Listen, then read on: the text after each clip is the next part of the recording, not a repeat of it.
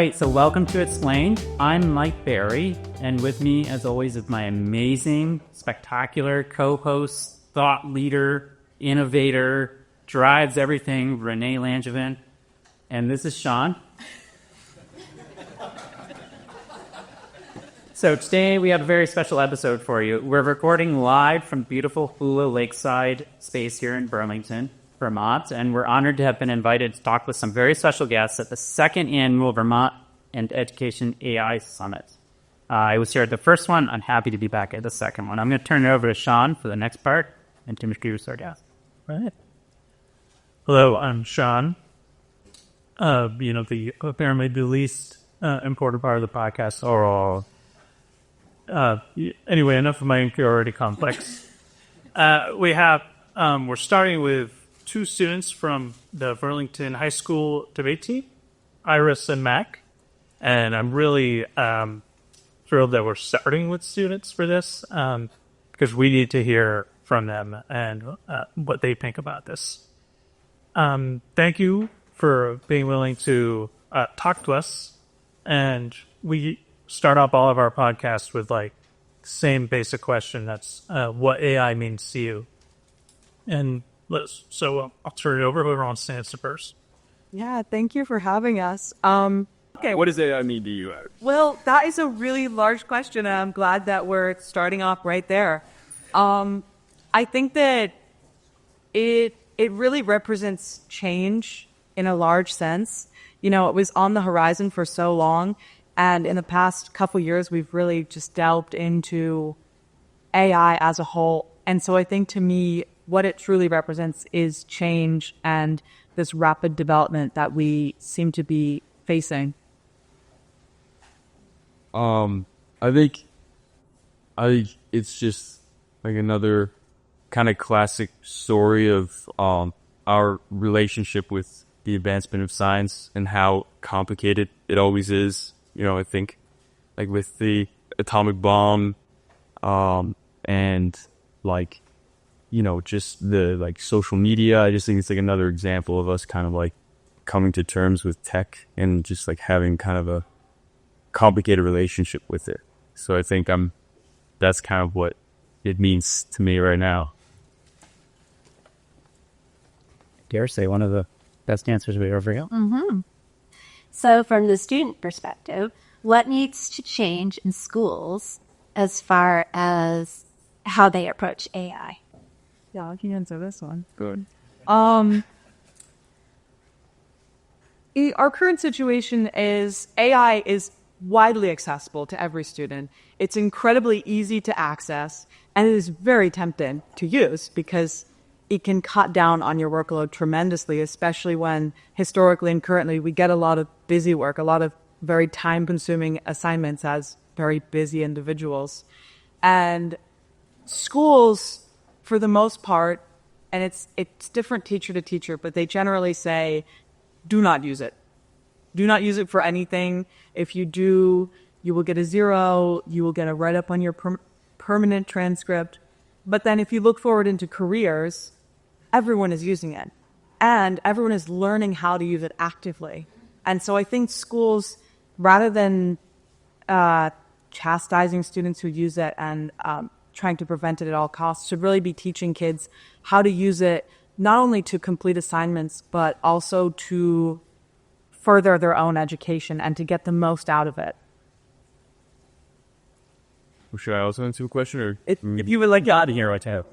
Okay. The question is, could you just repeat it one more time? Yep. The question one. From the student perspective, Yeah. how would you change how schools approach AI? I think for me, it's just such a hard thing because, seeing the adults in your life not really understand and know what to do is kind of a scary thing. So it's kind of hard for me to be oh, I know exactly what we should do, But I think, I don't know. I think I was having a conversation with my kind of our mentor at the ethics world team, not kind of, certainly our mentor.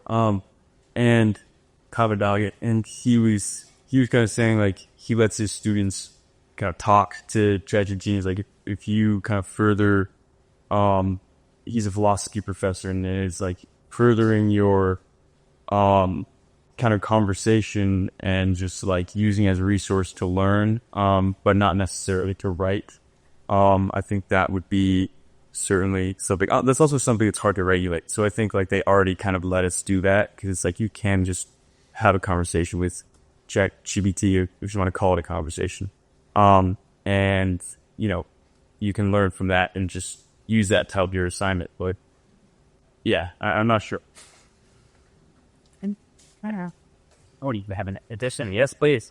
One thing I've noticed about the regulation of it, which Mac brought up, you really can't strong arm it. You can't do it by force. You can't say, I'm going to put everything into a ChatGPT detector. They don't work that well. You can tell ChatGPT, write in a different style, add some grammatical errors. You really have to approach it from a more ethical standpoint, I would say, and really find the moral compass within your students. It's really a student choice. You can't force it like we've been able to do in the past. So that is my one comment. If it was our mic, we'd let you drop it, but we're not going to do that. So can you tell us a little bit about how it looks in a typical day or week for you as students with AI? How does it work into your daily flow, with schoolwork, all of those things? You go. Okay.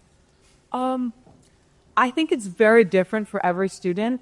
For me personally, I use it for sort of the busy work or things that I know I could do well, but that I wouldn't gain much from. So for example, the other day, I filled out a very long survey. It took several hours and I submitted it. I was proud of it. I didn't use any AI. And then I realized I pulled out the wrong survey and the correct one was worded slightly differently.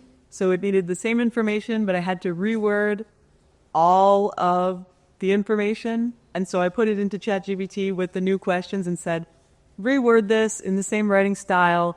And it was able to do that. I still felt like I was using my work because it was very clearly drawn from it, but I saved a lot of time and a lot of energy. This is a great example. I like right now while it's summer, trying to break up with ChatGPT, but just keep going back, having conversations. I think I for one of my favorite movies is Her. I don't know if anybody's seen it. And like I think it was 2022 when I first heard about it, I was like, this is so much closer than I ever would have thought it would be. And it's like, it's just kind of so interesting to talk to something, but I think like it's kind of hard to really like connect because you always just remember. But in like my everyday life, I'm just using it to basically like research or when it's school, yeah, I'm certainly using it on assignments. But yeah, usually just for research. So you both mentioned this a little bit, but as you are coming out of the public education system and going out to whatever you're going to do, it's going to be great, I'm sure. What are the big ethical concerns that you have around AI and AI use in the world and schools where for you and your future? Sure. I think the main ethical concern is just having something with anything that's so powerful. It's just can so easily be used in the wrong way. And that's kind of a general answer, but it's just like everything that has it's just going to be more and more powerful as, with every coming year. And I just needs regulation. So I'm just kind of worried about something really powerful getting in, the wrong hands and the wrong person on the wrong day, because, yeah, that's just, I think it really depends on who's using it or, what they're feeling in the state when they're using something powerful, like how they're feeling about, whatever is going on in their life while they're using something. that has power. I think that's kind of my main concern. Yeah, I would definitely agree with that. I think also thinking about AI as its own sort of being and trying to determine what we view it as. It doesn't live and breathe. It doesn't have cells within it, but it has intelligence. It's named after its intelligence. And if it has gotten to the point where it can do most of the things that humans can do and have the thought processes at a more advanced level that humans have, are we going to treat it like a robot, or are we going to treat it more like a human? And at what point does it become an ethical question? When do we decide it's not moral to ask so much of this intelligence? Wow. Okay. I can't follow that. So thank you to Mac and Iris. Please give them a round. Thank you to Shekerjian. Thank you. Okay.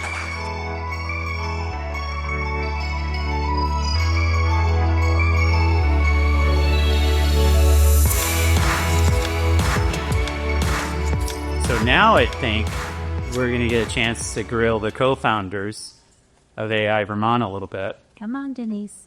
Where's Denise? Come. Here she comes.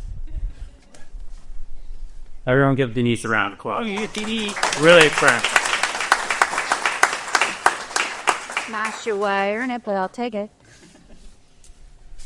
Yeah, my background's in IT, and I've been fascinated with it for years. But that switched over to art and nonprofit world, and it's the big questions about what exactly is cognition, what is intelligence. This is it's statistically guessing the next word in a sentence, and yet it seems to be very, very good at that. And I think that says a lot more about us as humans than it really does about the statistical model that's out there.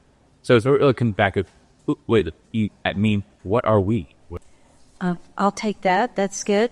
I think the big questions really interest me as well. We're here to work on AI questions in an educational setting, but the three of us often get into meetings where we're discussing the future and what's coming at us at great speed. I've been interested in the field as a lay person. I'm not a mathematician. I'm not a coder. I'm none of those things. But I am a human, and I want to see where our world is going. I read a lot in the field, I think since 2013, folks, so it's been a while. And those issues are just getting sharper and more complicated. And I've been tempted, as probably many people have, to just call it a tool. So if you're an educator, we've had tools before, we just adapt to it the same way. But I've come to learn through experience that it is not the same. A calculator will not do the work for you. You need to know how to use it, and it just steps in so that you can do it faster. This is an assistant of a kind that we're fooling ourselves that students haven't been using before. If we set an assignment and they don't understand it, they went to their neighbor, they went to their grandparent, they went to the encyclopedia. They've been doing this sort of thing. It's just much more present and, to some degree, something that they have to be even more careful about, which I think is a learning opportunity as well. The problems that we're having with AI. Right. And like we heard from Iris and Mac, that they will be using it. It's not like we have a total choice here, or any choice. That's right. It's going to happen, whether we say don't do it or not. And so I was wondering what's kind of like the impetus for starting aiVermont? Like what happened and that sparked we got to create this thing. Chris and I are old pals. We've done a lot of projects together. Marc is a new pal, and he's an expert in this field. Chris and I began looking at each other, recognizing an interest in the field. Chris had done a bunch of things for the community, especially related around AI and art. A 2-day thing here, which was spectacular. I followed that with a panel discussion, some UVMers involved, that was kind of interesting. It got wild when we got to the discussion of replica. You all familiar with that? Okay. And then we decided to sit together, the three of us, and try to do something more studied in concrete. We began actually with a listening tour to see what the state might enjoy, where we could have some impact.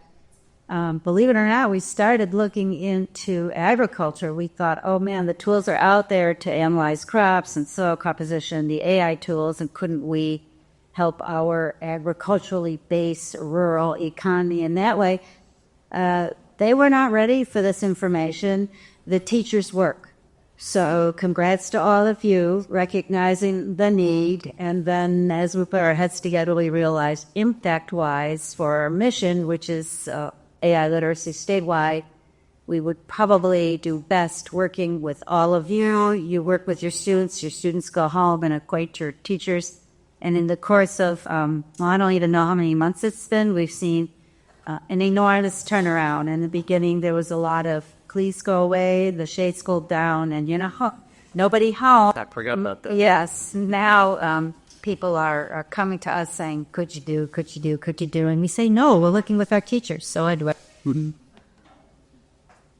Chris has a great way of looking at this, which is when we got together and he said, how can we have the biggest impact? He said, I've been an educator for 30 years. So to me, everything's education, every interaction.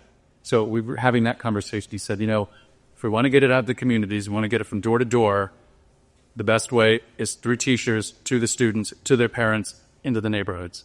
And I think that's been prescient. And I'll also say, I might as well put in a little shout out, in addition to these sorts of settings, our workshops and our follow-up workshops, we've also expanded a little bit into some lectures. The goal, but we've done 2 so far.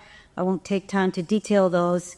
We had a couple more planned, and the point there is to bring the whole community in, because I think the community is all right to that conversation, and we'll probably be doing that at this venue, because we know most people.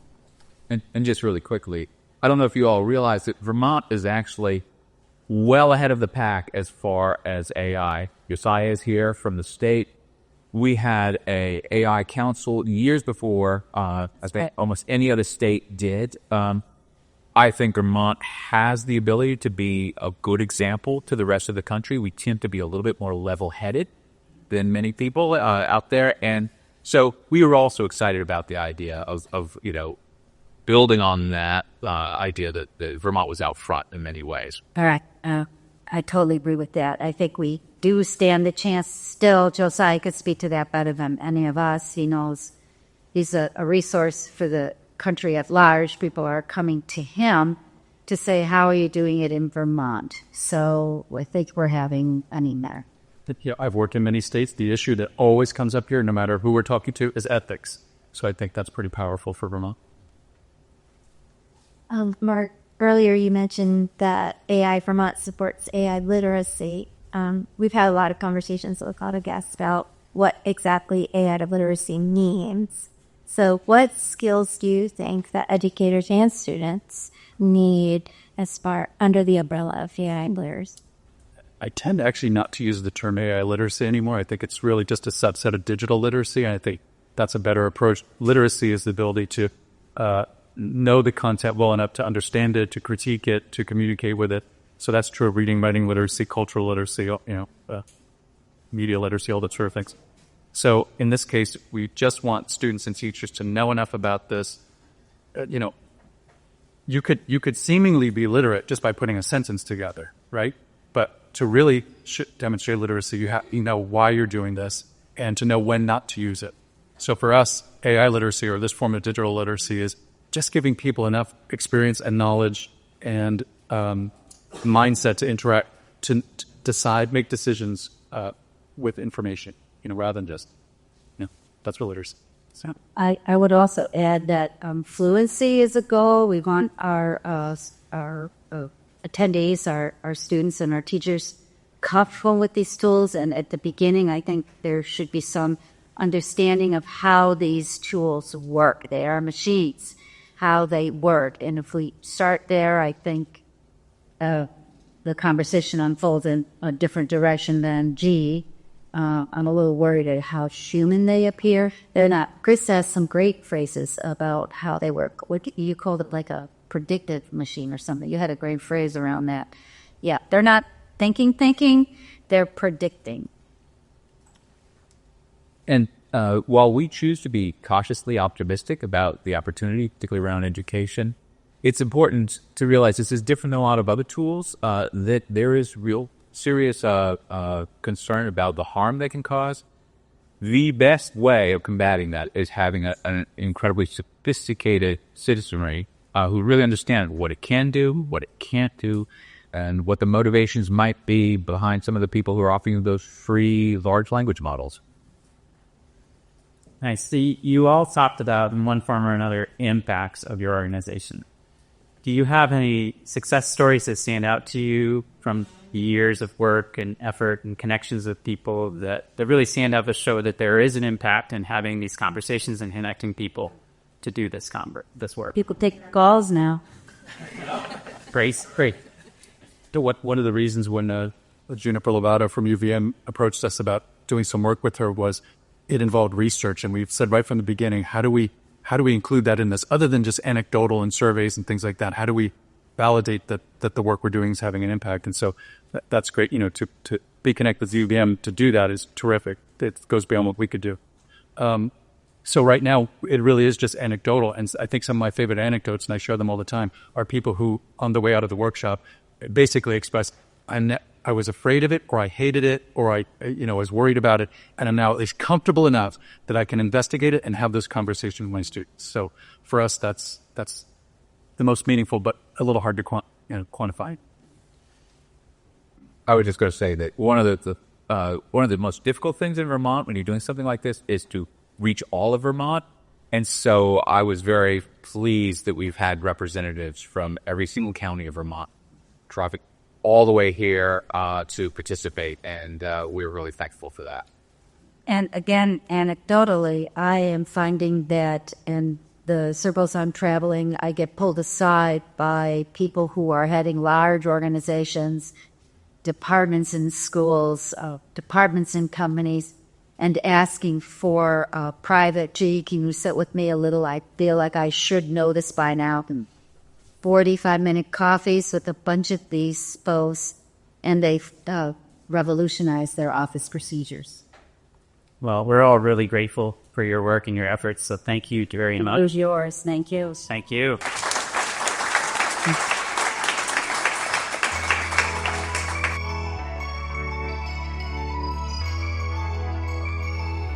Okay, next up, we'd like to welcome representatives from the state of Vermont.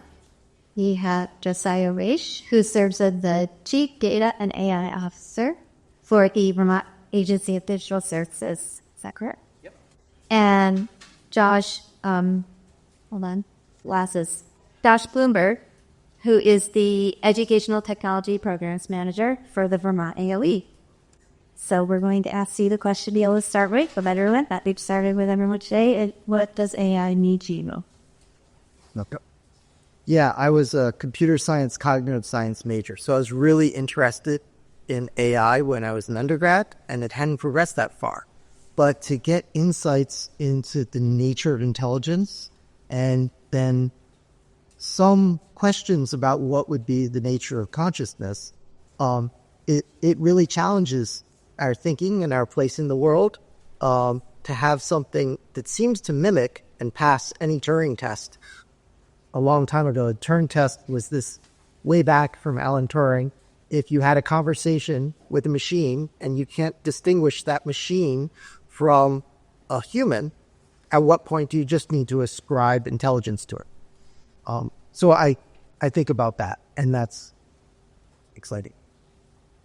And for me, contrary to what Marc said earlier, sorry, Marc, I do tend to think about AI as a power tool, and not to diminish its capabilities, but really thinking about that as a useful model for envisioning how we work with AI. So with a power tool, a good power tool helps you zoom out from the mechanics of doing whatever the task is, whether that's framing windows or whether that's loosening lug nuts. A power tool helps you zoom out from the mechanics of it and think about the outcomes.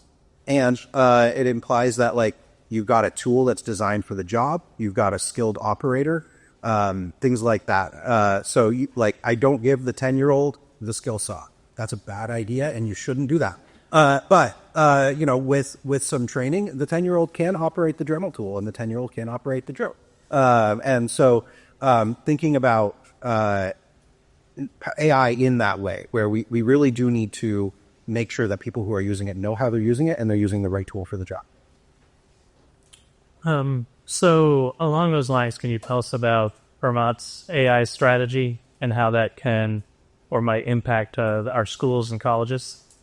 Yeah, sure. So as was mentioned by the previous group, Vermont has been really forward in both thinking about the ethics of using AI and also implementation. So within state government, we've rolled out a tool we call ChatBT that's available for state employees to use to make their day just more productive.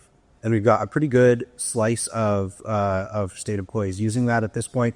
And the guidance that we've given folks is, you can't use AI to make decisions about people, to make decisions in general, unless getting it wrong would be kind of a transient and reversible type of an impact. So that really, keeps AI in that power tool frame. We're not letting government use it to make decisions directly, but we are using it in order to help people be more effective at their job. Bureaucracies are really paperwork heavy. You might be shocked to hear. And AI is really good at paperwork. And so that's a component there. I think as it impacts universities and educators broadly, I think the idea of personalization and of being able to get the resources that you need is a really big one. I have kids, so one of the things that we do is they have to do presentations every year, and I have them use AI to create coloring pages that go with their presentation to illustrate it.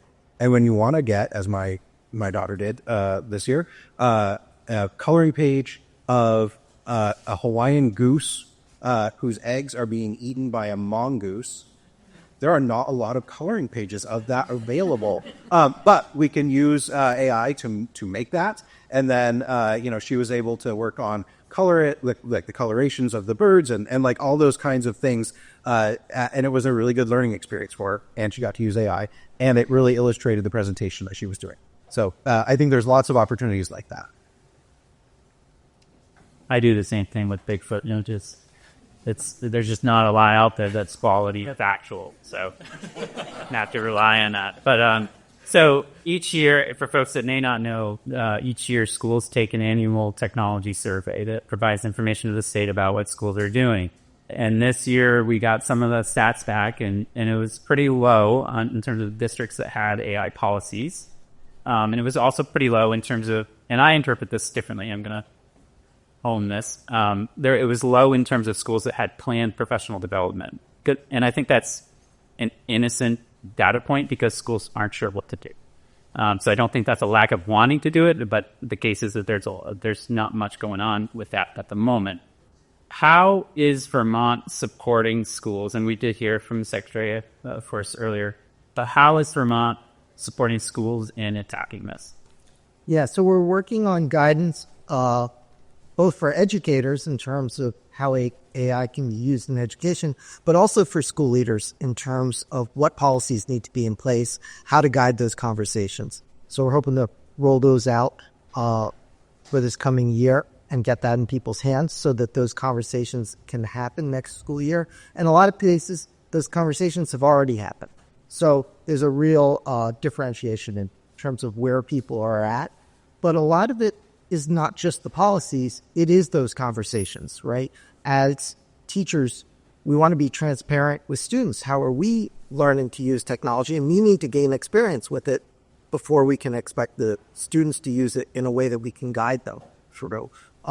So some of those conversations about how teachers are going to use it, they need to learn from each other in their building so they can use consistent wording. So where we talk about academic honesty and use of AI, if every single teacher is doing it a little bit differently, right, the students need to be able to navigate those lines. And those lines become harder to navigate when there's a lot of different language out there. So I think having the teachers within a school have those conversations aligned with whatever policy decisions they make lets it be more consistent for the students so that they can navigate those waters.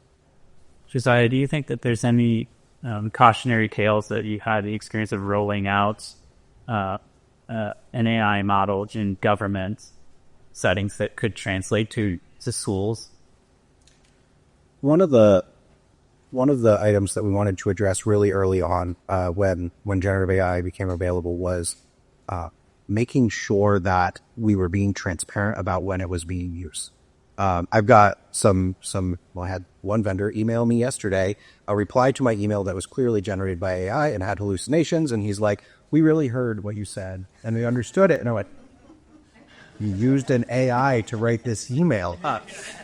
So, there are those things, right? And it's not always obvious, though, when people are or are not using AI. And then what the if it's wrong, like, how do you escalate that? How do you make sure that a person goes back and gets it right? And so one of the things, and I'll say nice things about lawyers just for a moment, please pardon me. One of the things that our legal team came up with was you should use a pro forma declaration on all AI generated content. And I went, I don't even know what that means.